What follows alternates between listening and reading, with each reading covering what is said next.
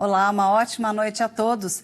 Esse Diálogo dos Bispos especial vai falar sobre a Amazônia. Nós estamos direto da onde acontece a Assembleia Geral da CNBB em sua 60ª edição.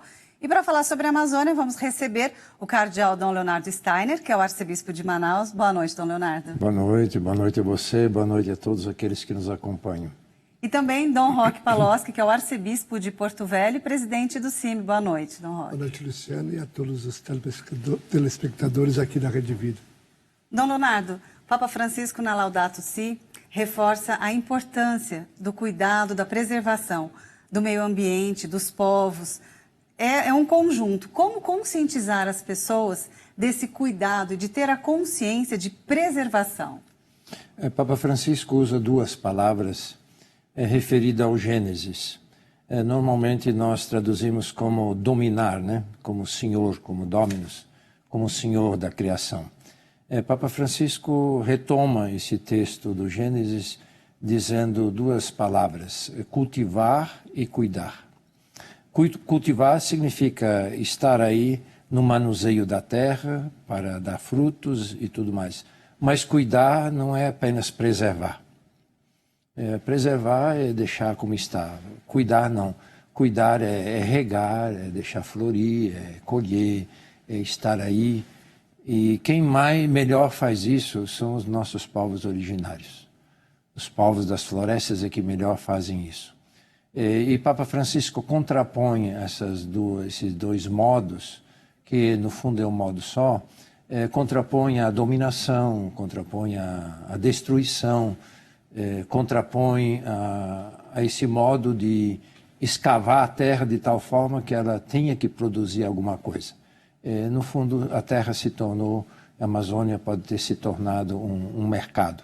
E Papa Francisco nos alerta, nos incentiva a cultivar e cuidar. São duas palavras que dizem do humano, mas dizem da relação do humano entre os humanos, mas diz também da relação do humano com as coisas, com a terra, com as florestas, com a água. Esse cuidar e cultivar é um modo próprio de relação. E nós temos muito que aprender nesse sentido com os povos da floresta. E não esquecer que Papa Francisco, ao escrever a Laudato Si, tenta partir de São Francisco de Assis, que tinha todas as criaturas como irmãs. Quer dizer, esse cuidado todo especial, onde a relação é uma relação de irmão, uma relação de irmã. Dom Roque, e como a Igreja trabalha junto aos povos indígenas?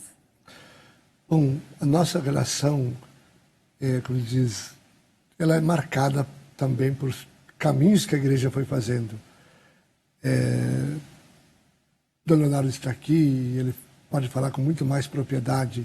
O Concílio Vaticano II ajudou a Igreja a dar um passo diferente, né? Não naquela perspectiva de impor,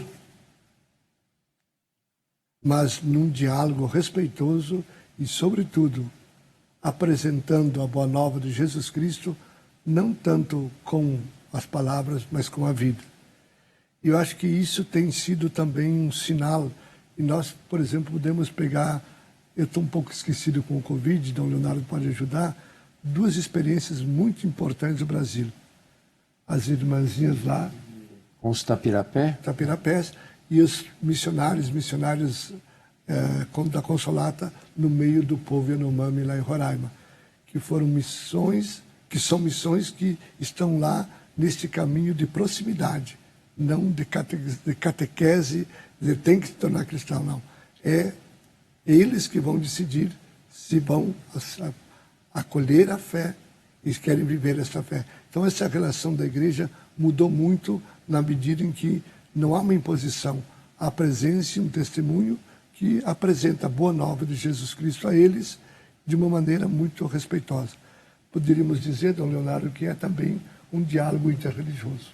É um diálogo interreligioso e, para usar uma expressão de Bento XVI, levar o Evangelho por atração. Quer dizer, a pessoa deve se sentir atraída pelo Evangelho, pela palavra de Deus. E aí ela adere, não como imposição, mas assim como uma atração. E é tão bonito você ver isso. Eu visitei um tempo atrás, agora, uma das nossas aldeias, e depois da recepção, da dança de recepção e tudo, um chegou e se apresentou e disse: Bispo, eu sou catequista aqui. Ah, muito bem, que bom. E quando é que você faz a catequese? Todo domingo. Depois da celebração tem catequese para os adultos, tem catequese para os jovens, depois tem catequese para as crianças. Vejam, nós não temos essa concepção de catequese. Quer dizer, é alguém que tem uma responsabilidade de introduzir na vida de Jesus. Então, e isso é sempre o que nós, né, Dom Roque, temos falado muito hoje de iniciação à vida cristã, que é um outro modo de dinâmica, né? E aí depois eu perguntei assim, mas quem celebra? Eu. Quer dizer, o catequista, ele é aquele que leva a palavra, ele não impõe. Ele se sentiu atingido e ele agora que leva a palavra, ele que instrui, ele que apresenta, mas ele que também ajuda os irmãos a celebrarem. Eu achei tão significativo, eu trabalhei, como os telespectadores sabem, servi lá em São Félix do Araguaia, e lá o povo Chavante, a aldeia que tinha de Maravatsede, hoje são 6 aldeias, todos eram católicos. Mas era tão bonito ver a liturgia celebrada de um modo muito próprio, tudo na própria língua. Veja que respeito hoje, né? Na própria língua, os cantos todos dançados, aquele modo todo próprio, recolhido. E o padre era um padre italiano, mas ele convivendo há tantos anos, ele foi devagarinho percebendo como era a cultura, qual o significado das danças, qual o significado disso, daquilo, e foi assim apresentando então o Evangelho. E apresentando o Evangelho, e hoje eles participam assim ativamente, são catequistas, tem aqueles que acompanham, e o bonito é que ele conseguiu, digamos assim, enculturar o modo da iniciação à vida cristã. Não é do nosso modo, é o modo deles, que eles têm uma iniciação à vida chavante, e o catequista faz o mesmo modo, que é para a introdução à vida chavante, à vida cristã. Os seus rituais, as suas expressões, é muito significativo. Quer dizer, a igreja, nesse sentido, fez, né, Dom Roque, uma bela caminhada. Eu tive a graça de participar de várias assembleias do CIMI, e eu fui percebendo assim como realmente houve uma grande mudança, os próprios indígenas falando. E eles hoje, acho que se sentem, né, Dom Roque, muito ativos dentro das comunidades, nossas comunidades católicas. Tão ativos que eu não esqueço, em 2007 houve um encontro de catequistas indígenas, promovido pela CNBB, lá em Manaus. Nós fomos com um grupo de catequistas e um senhor, João Batista, da comunidade lá da Raposa, né, da Terra Raposa, mas comunidade da Raposa, disse assim: olha, eu sou catequista há tantos anos, um sobrinho meu estava na cidade, fez um curso, é pastor, e eu continuo catequista. Então vem a questão dos ministérios também, Isso. Que eles também nos questionam e nos interpelam, né? Não no sentido de promoção, mas no sentido de também crescer nessa dinâmica de partilhar corresponsabilidades. E acho que nisto também nós temos um testemunho de tantos missionários, missionárias que penetraram na alma do povo, não no sentido de desrespeitar, mas no sagrado desse povo, e souberam ajudá-los a entrar no caminho da vida de fé, no seguimento de Jesus, da vida cristã, não perdendo as suas raízes. Não é porque ele se tornou um cristão que ele vai deixar de ser chavante, que ele vai deixar de ser Itapirapé, o Macuxi, o Apixana, o Caripuna. Não, ele não pode, porque se ele deixar de ser, ele vai perder as raízes e vai se perder também. Então tem esse respeito da igreja com as tradições. Com as tradições, mas eu diria assim, a igreja tem respeitado muito a cultura, e o esforço que a igreja faz, por exemplo, de traduzir os textos para a língua, para que eles não percam a língua. A língua, ela é muito importante, Tem uma pesquisa feita nos Estados Unidos com grupos que vieram de outros países, onde os jovens perderam a própria língua materna dos pais, e eles não conseguiam mais se adaptar a nenhuma cultura nem outra. Faltava a expressão. É que a palavra, a linguagem, ela expressa o humano, expressa as suas raízes, o seu modo de ser, a sua convivência. Então, esse esforço enorme que a igreja tem feito de traduzir, inclusive, os textos e, na medida possível, hoje, graças a Deus, com vários padres indígenas, de celebrarem, então, também na própria língua. Mas eu queria, daquilo que o Dom Roque falou, às vezes, no passado não se cuidou muito disso, mas hoje se cuida disso, de não eliminar as danças deles, os cantos. Eu me lembro lá na aldeia Chavante tinha a corrida do Buriti, que é um tronco que eles carregam, os homens carregam, são uns 80, 100 quilos, e é um verdadeiro ritual. E o grupo que chega por primeiro na aldeia que tem o direito de fazer então a dança. Eu cheguei na aldeia e aí eles se desfizeram a dança e foram dançar onde eu não via. Aquilo era deles. Aquilo é culturalmente deles, aquilo é da raiz deles. E eram todos católicos. Mas veja, o padre que estava com eles era um homem tão sábio que respeitava isso tudo. Inclusive a forma da igreja, ele respeitou a forma cultural, que é redonda. O altar, ele fez um altar redondo, porque eles têm como visão de todas as coisas redonda. Veja que cuidado que a igreja hoje tem na evangelização para levar Jesus e o seu reino a todos esses povos, essas pessoas. E também tem um pouco de como eliminar o preconceito, porque às vezes tem um pouco de preconceito em relação aos povos indígenas. Eu lembro que nós fazíamos um programa há algum tempo com o Dom Erwin Kreutler, do Xingu, e ele enfatizava que a gente não podia respeitar se a gente não amasse. A gente só podia amar aprendendo a conhecer a cultura. Como a gente pode fazer para mostrar essa cultura e de preservar também, para respeitar e o preconceito, porque eu acho que ainda hoje em dia tem muito preconceito, né? Eu só vou partilhar uma coisa que eu vi de um depoimento de um repórter que, chegando lá no 2006, eu cheguei em Roraima em 2005 e estava toda a polêmica da Raposa Serra do Sol, que foi muito difícil aquele momento lá. E ele foi numa aldeia chamada Aldeia do Limão entrevistar as pessoas. E ele disse: olha, tem tanta acusação dos missionários, né? O que os missionários fizeram aqui com vocês, que são acusados de tanta coisa? Eles deram arma para vocês, eles ensinaram guerrilha para vocês, porque é isso que ele estava na cabeça dele, que eu via. E diz umas senhoras: não, os missionários eram pouca coisa, nos ensinaram pouca coisa, mas nos ensinaram que nós somos filhos e filhas de Deus também. Segundo, que nós não podíamos ter vergonha da nossa língua, porque essa é a língua que Deus nos deu. E se nós não cuidar da língua, nós vamos perder. E se nós perder a língua, nós vamos perder a terra, né? Então, ela mostrou essa consciência de alguém que soube se avizinhar, né? De aqui eu lembro, em 2005, eu fui celebrar o Natal numa aldeia. Chegou lá, eles estão cantando Noite Feliz em Macuxi, com a pauta feita por um velho monge beneditino, Dom Alcuino Meyer, né?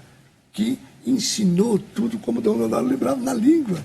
Todas as orações, até o canto Noite Feliz em Macuxi, com a partitura, né? Que tem.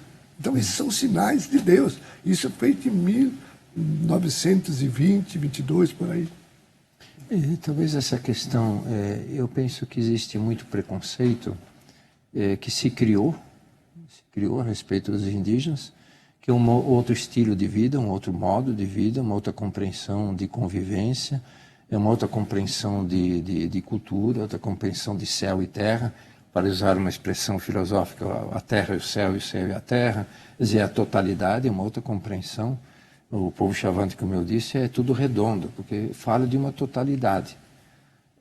Nós não temos suficiente compreensão desse modo de vida mas também não temos suficiente compreensão do universo em que eles se movem.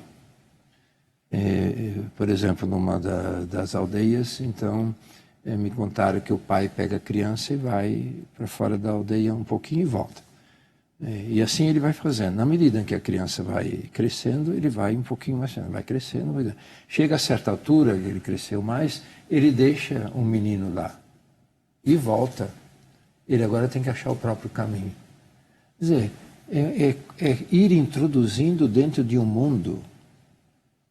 Quer dizer, é um outro modo pedagógico. Não é o nosso modo pedagógico, é um outro modo. Talvez o modo pedagógico que nós temos ainda no interior, né? Onde os pais e as mães vão levando a gente pela mão e vão ensinando isso, vão ensinando aquilo. Quer dizer, não existe uma compreensão. Grandes antropólogos têm mostrado a necessidade de compreendermos melhor a realidade indígena, a vida indígena, para então podermos admirar, mas especialmente respeitar. Existe muito clichê a respeito do índio. Por exemplo, o Dia do Índio. Hoje já se usa uma outra expressão.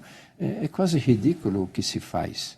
As criancinhas todas com a peninha na cabeça, com a pinturinha, etc. e tal. E isso quer dizer, é uma caricatura. Não é um povo, não é uma pessoa, não é uma compreensão de mundo. É uma caricatura, nós é que estamos tentando simplesmente recordá-los, mas uma recordação completamente distante. Não existe nenhuma relação de proximidade, e porque não existe relação de proximidade, não existe respeito. E veja que nós sofremos aí 4 anos de um distanciamento, de um desrespeito muito grande, por causa dos clichês, porque se pensa que todo mundo tem que ser igual a mim, ao nosso modo ocidental. Não se percebe que existem outros modos que têm que ser respeitados. Talvez ainda nos falta muito colocar na história do Brasil a grande contribuição que os indígenas nos deram. Quantas palavras nós usamos hoje e que são palavras indígenas e que nós não nos damos mais conta. E como a nossa cultura no Brasil está cheio da cultura que nós recebemos. E isso tudo é ignorado. E porque é ignorado e não se percebe, então também não se dá valor e o Estado acaba não cuidando daquilo que deveria cuidar. Então por isso é que diz, não pode viver numa prisão, não pode viver lá no mato, não pode viver... Eles não se sentem no mato, eles se sentem lá em casa. Lá é a casa deles. Casa não é aqui um estúdio para eles, não. Casa é a totalidade do lugar, do espaço onde eles convivem, né? Então, acho que falta muito para nós hoje darmos passos para compreendermos o mundo indígena. Se talvez começarmos a compreender, respeitaremos mais e viremos uma dignidade maior nos indígenas. Diálogo dos Bispos essa noite, abordando o tema da Amazônia. Participam o cardeal Dom Leonardo Steiner, arcebispo de Manaus, e Dom Roque Palocci, arcebispo de Porto Velho. Faremos um breve intervalo, voltamos em instantes. Diálogo dos Bispos aqui na Rede Vida, hoje recebendo o cardeal Dom Leonardo Steiner e Dom Roque Palocci. Dom Leonardo, como é a vivência da fé lá na realidade de Manaus? Eu estou lá agora há 4 anos, quase. Eu fico muito admirado das expressões de fé que existe. É claro, é um centro urbano muito grande, Manaus é um centro urbano muito grande, mas continua com uma religiosidade assim, muito profunda, como a religiosidade também das comunidades, por exemplo, ribeirinhas. Tem uma religiosidade que ainda subsiste em alguns espaços, uma religiosidade de antes do concílio, né? De você encontrar ainda alguma ladainha num latim, que de latim não tem mais muito, né? Mas ainda tem isso, quer dizer, existe uma religiosidade profunda, é uma herança que permanece. Mas é uma religiosidade que gosta de se expressar publicamente. Então, procissão, a Via Sacra, Sexta-feira Santa, aquela multidão andando na rua quase 3 horas, debaixo daquele sol, e tudo está certo com guarda-chuva. E estava ainda preocupado, porque o bispo é do sul e é branco, então o pessoal preocupado em segurar o guarda-chuva, a sombrinha, para que eu não pegasse sol demais, porque logo a gente fica um camarão, né, debaixo daquele sol. Imagina, nós temos em Pentecostes, nós reunimos mais de 80 mil pessoas numa celebração. E tudo organizado pelas comunidades. Tudo organizado pelas comunidades. Existe uma religiosidade muito profunda, e uma religiosidade bastante mariana. Se quisermos, por exemplo, falar de Belém, Nossa Senhora de Nazaré, aquilo é uma coisa extraordinária. Eu já tive a oportunidade de ir 2 vezes. Você fica admirado daquela multidão. Pode ser que a gente fique assim, com o pé um pouco atrás de certas manifestações, mas é uma religiosidade. É uma religiosidade que tenta expressar a alma humana. Então, eu acho isso, é claro que nós também temos realidades de pessoas que não estão ligadas a uma igreja, não estão ligadas nas suas expressões de fé. Mas eu sinto, por exemplo, que é muito fácil o diálogo religioso, também com as pessoas que não estão ligadas à igreja. Nós fizemos, por exemplo, um debate, preparando a nossa Assembleia Sinodal, com pessoas que não eram ligadas à igreja, nenhuma igreja. E um diálogo profundo, bonito.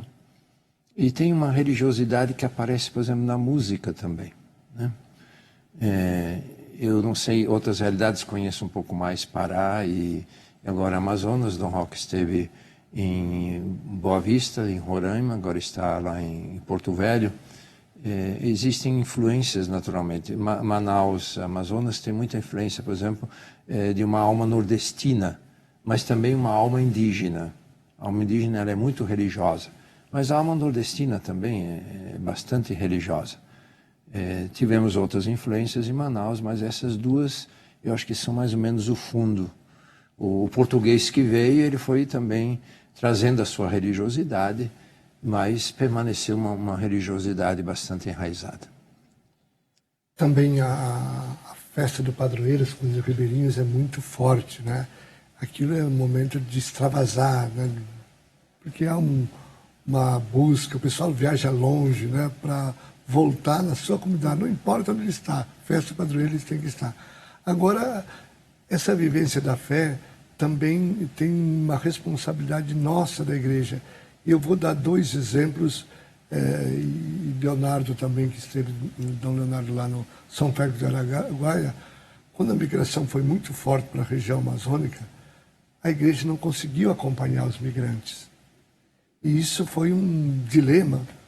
Eu dou o exemplo de Roraima, com 15 municípios em 2005, e hoje também continua 15 municípios.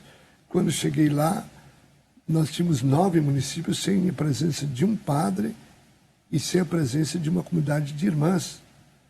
Então, era difícil, né? Porque numa região onde há muita mobilidade, o pessoal chega e sai e não fica muito, isso também tem consequências. Não porque os missionários de lá, os bispos não procuraram muito.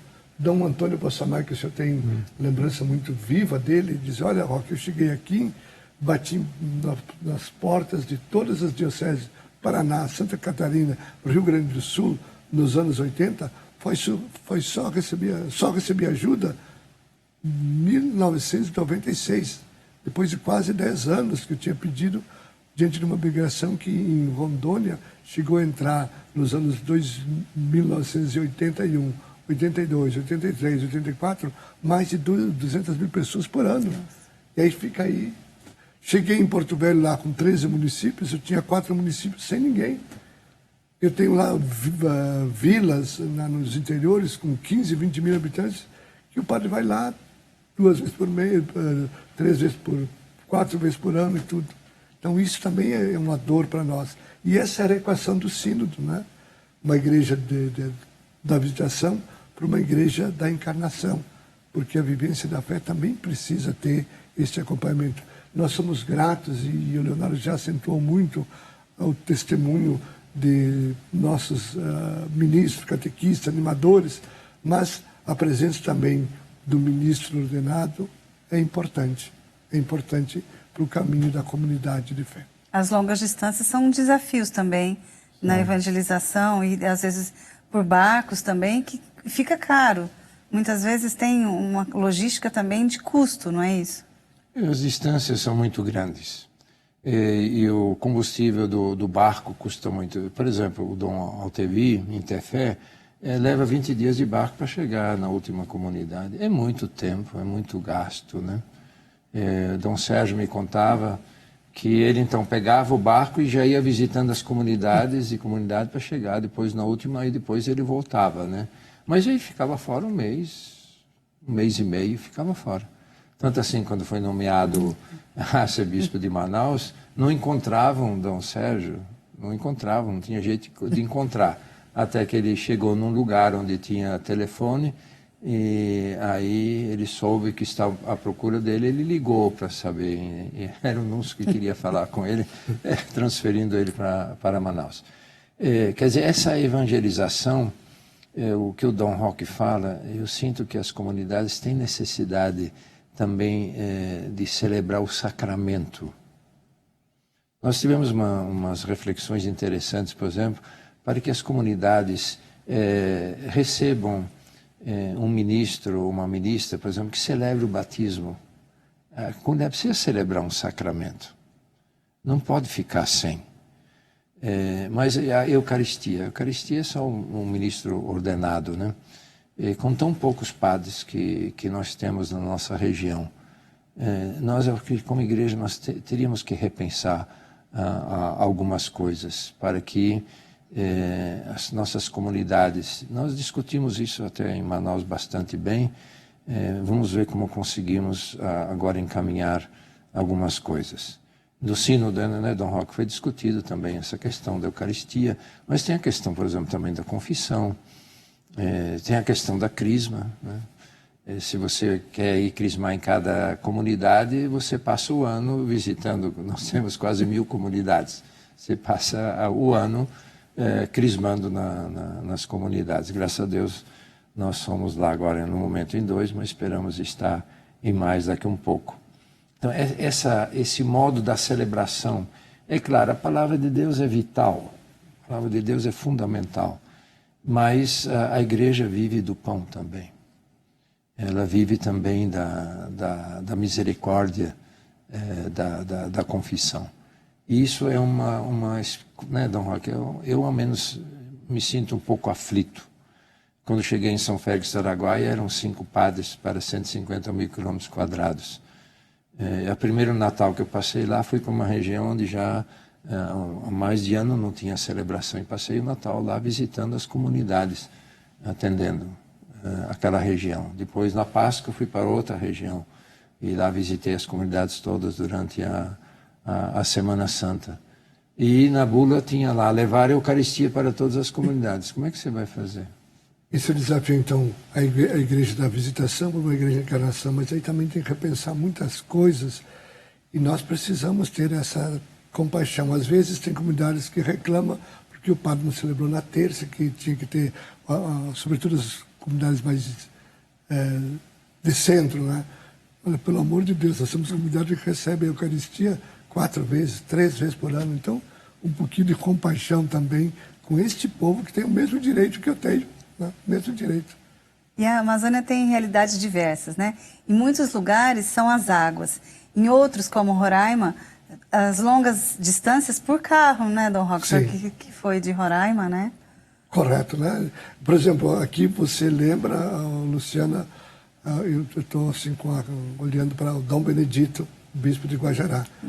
Ele, para visitar a última paróquia, ele anda 1.200 e poucos quilômetros para chegar da sede da diocese até a última paróquia dele. Por que vocês podem perguntar? Porque a divisão das prelazias, criação das prelazias e dioceses eram baseadas pelos rios. Com a ocupação e as estradas, mudou tudo. Então tem que repensar também a questão da geografia das prelazias e dioceses, sob pena de nós matar os irmãos também nesses trajetos longos demais. E também acho que a questão missionária, né? Como fomentar a missão, né? Porque às vezes em algumas regiões, não é que estejam sobrando, mas Pode haver uma melhor divisão? Como vocês acreditam que isso pode ser trabalhado, Dom Leonardo? Existem iniciativas, inclusive foi apresentada uma hoje, de as experiências missionárias para seminaristas. Isso tem nos ajudado. Nos seminários, em vários, se cria um outro ambiente, também abre um outro horizonte para os, que a gente costuma dizer, os nossos meninos, né? Os nossos seminaristas. Eu acho que já foi um pouco mais forte, por exemplo, a relação das igrejas irmãs, né, Dom Roque? Eu acho que já teve um impulso maior. No momento, eu acho que está um pouco, precisaria retomar, debater de novo. Existe um espírito, digamos assim, de partilha, mas também poderia, acho que, haver uma partilha maior, dadas as necessidades que existem nas nossas regiões. É claro que também temos dioceses pobres em outras regiões do Brasil, não é só a região da Amazônia, não. Mas podíamos talvez ajudar a despertar nos padres um espírito missionário maior. Nós temos dioceses, não quer dizer que está sobrando, né? Mas poderiam dividir, mas não sei se existe disponibilidade de irem para regiões onde exige viver na simplicidade, onde a congro é pequena, onde vive meio numa itinerância, né? Não tem aquelas questões de um certo conforto como todo mundo gostaria de ter. Mas é justamente isso que, ao menos a mim, me atrai. Eu vejo que o Dom Roque também, e os nossos bispos, e vários padres, um bom número de padres, se sentem muito atraídos por isso. É tão bonito você ver os padres dedicados, atendendo, por exemplo, 80 comunidades, fazendo um esforço enorme para atender, e faz isso com uma alegria, porque tem espírito missionário, tem o espírito do Evangelho. E quantas religiosas, né? Nós temos 48 religiosas na arquidiocese dedicadas à pastoral. Algumas lá nos interiores, assim, e que bem que essas irmãs fazem. É uma coisa bonita, e ver como as irmãs têm disponibilidade, têm uma alegria. Eu tenho até procurado reunir as irmãs também para dialogar, conversar, ver como elas se sentem nessas comunidades. Dom Roque? Não, para dizer que está crescendo e o interesse também das igrejas do centro-sul do Brasil, mas nós precisamos aumentar, sobretudo, esse caminho da missionariedade, né? Porque às vezes nós pensamos que eu fui ordenado padre para ficar na diocese e tal. Não. Eu imagino o Dom Leonardo estava lá, professor da universidade, foi chamado para São Félix, foi lá em São Félix, pronto, né? E feliz. Né? Então, acho que isso também são testemunhos que vão marcando. Né? Então, nós temos uma gama de religiosos e religiosas, padres também diocesanos, mas precisamos sempre crescer mais. Né? Eu acho que a missão é que nos salva. A Amazônia é o tema do programa Diálogo dos Bispos desta noite, que estamos cobrindo a Assembleia Geral dos Bispos do Brasil. Fazemos um pequeno intervalo e voltamos em instantes. Diálogo dos Bispos desta noite recebe o cardeal Dom Leonardo Steiner, arcebispo de Manaus, e Dom Roque Paloski, arcebispo de Porto Velho. Nós estávamos conversando aqui no intervalo sobre economia ou desenvolvimento sustentável para a Amazônia. É possível, Dom Leonardo e Dom Roque, por favor? Veja, nós hoje estamos falando muito de economia, mas perdemos quase o significado do que a palavra economia procurou guardar. Quer dizer, o modo da relação na casa. A economia seria isso, né? Mas a economia passou a significar apenas o lucro, o que é possível fazer para lucrar. As relações não são mais econômicas, digamos assim. Econômicas no sentido de relações onde no passado se faziam as trocas e se cuidava e se via, e isso era bastante assim, com um determinado equilíbrio. Hoje passou o mercado a comandar a economia. Quando nós falamos de economia sustentável ou sustentabilidade, por exemplo, da Amazônia, eu creio que é possível. Não do jeito que está se fazendo. A floresta de pé, como costuma dizer Dom Roque, é a melhor economia para o Brasil. Cuidar, a palavra que nós usamos no início do programa, da Amazônia, da mata de pé, ajuda demais a economia. Veja que hoje os países europeus eles estão exigindo quase um selo verde. Quer dizer, nós estamos preservando as nossas matas, mas a árvore de pé tem um significado muito importante. Por exemplo, os rios aéreos que existem, que trazem água para essa região aqui, centro-oeste, sudeste, vem da umidade da Amazônia. Agora imagina, começar a diminuir cada vez a mata de tal forma que não tenhamos mais os rios aéreos. Quer dizer, a umidade não chega mais aqui. Veja que prejuízo, digamos, econômico, mesmo de lucro. Um desequilíbrio também. Um desequilíbrio completo. Veja, o que vão fazer sem água? O que você vai produzir sem água? Como é que você vai viver sem água? Então, a árvore de pé, ela é muito importante. Então, não se pode fazer como o garimpo faz e destruir a mata ou a deflorestação simplesmente para depois trazer o gado. E não se pensa no futuro, não se pensa no Brasil, não se pensa nos povos que ali estão. Não existe o mínimo de dignidade e respeito. E ainda mais hoje, por exemplo, usando nessas realidades o agrotóxico. Isso está acabando, inclusive, com os aquíferos, né? Então, a árvore de pé é uma grande contribuição. Se a Amazônia pode dar uma contribuição ao Brasil agora e no futuro, é deixarmos a mata de pé. Deixarmos a mata de pé. Dom Leonardo, aí vem aquela questão que o pessoal diz, mas então a igreja, os indígenas são contra o desenvolvimento? Os indígenas perguntam assim, mas que desenvolvimento é esse que é preciso destruir a nossa casa, envenenar as águas, a terra e o ar, para concentrar riqueza nas mãos de poucos? Isso eu vi numa audiência pública lá em Boa Vista, quando Davi Copperval, alguém disse que era preciso desenvolvimento para Roraima porque os indígenas eram pobres.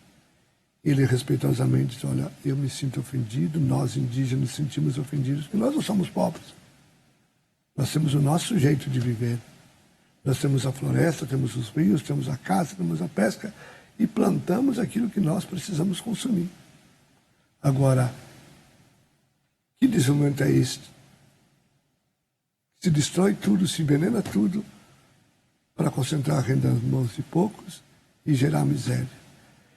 E o garimpo está mostrando isso lá, né? A mortandade, né? Não é só a morte daquelas pessoas, das crianças, dos abusos, é a morte da alma desses povos, né, que estão lá, estão sendo destruídos. E destruídos junto com a casa deles. Essa é uma tragédia que nós não podemos ficar indiferentes. Não podemos. Porque aqui está um grito crucial de Deus também para nós. Aonde está o teu irmão? Aonde está o teu irmão? Eu acho que, nesse momento, é preciso repensar as coisas. E quando se fala, né, disso, mas também tem um lado bonito. A gente já vê muitas comunidades trabalhando na recuperação de nascentes, na questão da mata ciliar e tudo. São sinais que, numa Amazônia sofrida em muitos lugares, há também a semente germinando, o sonho sendo acalentado e a esperança sendo articulada no sentido de que a vida precisa ser plena e plena para todos. Diante desses desafios de mineração, do garimpo, né, também do desmatamento, como preservar a dignidade dos povos amazônicos? Seus territórios. Preservar. Eu quase dissemos juntos a mesma palavra. Né? Preservar os territórios. Preservar os territórios. Sem isso é impossível, né? Não tem, né? Não tem. Então, Dom Leonardo dizia no começo, se nós olharmos, perguntar hoje no Amazonas, onde é que está a maior aldeia dos povos indígenas da Amazônia? Manaus. Certamente são mais de 100 etnias lá na volta, né? Vivendo em situações, às vezes, sofridas porque seus territórios foram ocupados, eles foram expulsos. Não porque eles querem sair de diversidade, é porque não tem. O caso de Rondônia, o caso de Roraima, a mesma coisa. O caso do Pará, é a mesma coisa, né? Então, isso é um grito grande, e agora nós temos esperança aí com o Supremo, em junho, agora no dia 7, a continuidade de julgamento do caso de repercussão geral, no caso Choclen, né, para ter uma palavra definitiva no direito desses territórios, que é constitucional, é um direito originário, é a tese do indigenato, que nós não podemos achar que não. E aí vem aquele questionamento, mas são terras, não são particulares desta ou daquela família, não, são terras coletivas, são terras da comunidade, né? Que é um modo deles viver. Não tem por que nós querer agora dar um pedaço para ti, outro para ele, outro para mim, e dizer, não, é uma terra de usufruto deles, porém uma terra de união que o Estado brasileiro, o governo brasileiro tem o dever de preservar, de cuidar, né, para que ela não seja ocupada, devastada, como se diz, retalhada, né, por negócios escusos. É tão interessante que se alguém, eu tenho uma casa e um terreno, se alguém entra lá, eu reclamo, e se não der certo, eu vou na justiça, né? E tem até morte. Agora é interessante que se usa e abusa das terras indígenas e ainda se acha no direito de dizer que eles não têm direito. É um sem sentido. Dizer, a questão do território é uma questão fundamental para os povos indígenas. É uma questão de dignidade. A terra para eles é a casa, que dá dignidade. Ali estão as raízes, né? Vejam que tem povos que não desejam o contato com a nossa civilização. Por que foram mortos os dois, o jornalista Dom e o indigenista Bruno? Foram mortos porque eles estavam se aproximando sempre mais, e o Bruno conhecia aqueles povos do Vale do Javari, que são de recente contato, e outros que não têm contato. E eles ajudando a organizar, para criar consciência, etc. e tal, porque estavam sendo invadidos com pesca predatória e tudo mais, né? E foram mortos. Quer dizer, as pessoas chegam e se acham no direito de roubar. E se não consegue roubar, mata. Quer dizer, e o Estado não faz nada. O que a FUNAI fez? O que o Estado brasileiro fez? Quer dizer, essa questão do território é uma questão fundamental. Eu realmente torço, Dom Roque, que o Supremo chegue finalmente a julgar uma questão que, inclusive, eu espero que ajude a pacificar um pouco mais essa questão indígena. Graças a Deus, os indígenas hoje têm as suas organizações, eles se organizam, eles têm pessoas muito preparadas que podem ajudar. Hoje os indígenas têm um ministério, estão à frente de diversos órgãos de governo. Então eu vejo assim uma luz, uma esperança de que a dignidade cada vez seja mais cuidada e a dignidade possa crescer junto dos povos indígenas. E tem a questão também de que muitos indígenas estão deixando a terra para ir para os grandes centros. Como lidar com essa questão por conta disso tudo?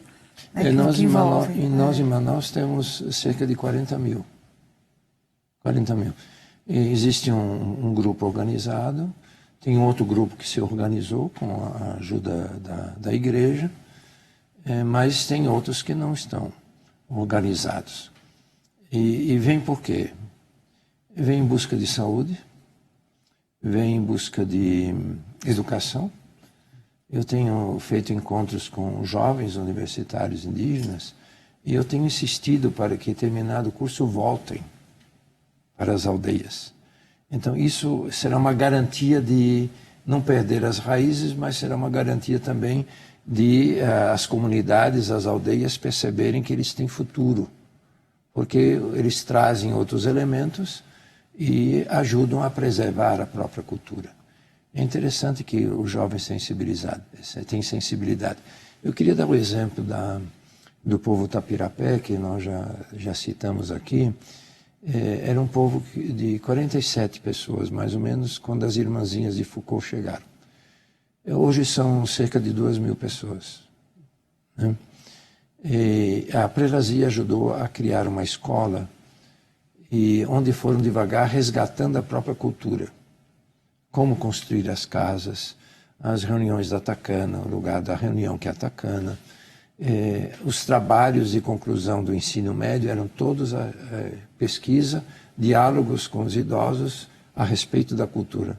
Eu fiquei 2 dias lá, naturalmente que eu não entendi quase nada, em consideração que eu estava lá, eles apresentavam um pouquinho em português, o resto era tudo em Tapirapé. O que acontece? É o povo que nenhum Tapirapé mora fora da aldeia. Eles cursam a universidade e voltam. Eu acho que isso se deve muito ao trabalho que a igreja fez, de eles darem importância ao modo de vida deles, ao estilo de vida deles. Eles têm professores, são quase todos de nível universitário. Acho que não existe no mundo um determinado número de pessoas com tantos professores formados em universidade. Isso é extraordinário, mas todos voltam. Tentar criar de novo esse aspecto de voltar e perceber, não, o nosso estilo de vida tem mais dignidade. O nosso estilo de vida tem fraternidade. O nosso estilo de vida tem culturado, tem cultura, tem alma. Isso, acho que hoje é um dever da igreja de ajudar a abrir olhos e despertar para isso. São muitas frentes dentro de várias realidades amazônicas para se trabalhar, né, Dom Roque? Sem dúvida, mas o Dom Leonardo acentuava isso, né? A igreja fez e a expressão do Papa deverá continuar fazendo muito mais para ajudar para que eles sejam os sujeitos, os protagonistas de sua história, né? Então, ele dizia 40 mil em Manaus. Lá em Porto Velho nós temos mais de 800 famílias cadastradas pela pastoral indigenista. E tem grupos de universitários que também procuram se ajudar para que eles verdadeiramente consigam cursar a faculdade, né, com dignidade, para depois voltar, porque não tem sentido, né, formar uma enfermeira, formar um médico, formar um advogado, para depois ficar lá na cidade procurando emprego. Não, volta para a tua aldeia. Esse é um pouquinho também o caminho que nós estamos procurando a fazer. Depois, talvez, um elemento que o Sínodo acentuou e o Papa Francisco, no Querida da Amazônia, acentuou, é de nós tentarmos estarmos mais atentos à enculturação da fé. Então, o Dom Roque já falava antes em culturar os ministérios, mas ele até chama assim, culturar a espiritualidade. É uma expressão muito forte que o Papa Francisco usa. E existe um grupo que está fazendo seus estudos, por exemplo, a respeito de um rito amazônico, né? E nós temos tentado, assim, com respeito, com muito diálogo, ver se quais são, por exemplo, as expressões religiosas mais profundas que eles têm. Qual é, por exemplo, o sentido do incenso que eles usam, né? A gente acha que é uma defumação, né? Tem um significado muito profundo. Então, no nosso seminário, nós temos vários indígenas. Então, em diálogo com eles, em dia de missa de incenso, então eles incensam o altar do jeito deles. E devagarinho íamos assim, abrindo esses espaços para que eles consigam expressar esses elementos assim, vitais e essenciais da própria cultura nas nossas celebrações, né? Diálogo dos Bispos, aqui de Aparecida. E chega ao fim, eu gostaria muito de agradecer a presença do cardeal Dom Leonardo Steiner, que é o arcebispo de Manaus, que hoje a gente falou um pouquinho das diversas realidades amazônicas. Dom Leonardo, muito obrigada. Eu que agradeço a oportunidade e Deus abençoe a todos que nos acompanham. Dom Roque Palocci, também muito obrigado por participar desse programa, trazendo um pouquinho do seu conhecimento, né? Um pouquinho de Roraima, Porto Velho. Eu que agradeço, Luciana, também a Rede Vida Televisão, e que a Rede Vida Televisão possa ajudar a construir pontes sempre mais de esperança, de solidariedade, de superação daquilo que hoje nós sentimos em relação não só aos povos indígenas, né, do preconceito, da discriminação, que é um câncer que nós temos em nosso país e precisamos curar essa enfermidade tão grande que nos impede de viver a verdadeira alegria de filhos e filhas de Deus. Muito obrigado. Muito obrigada a todos que nos acompanharam. Rede Vida, frente a frente com a missão de comunicar.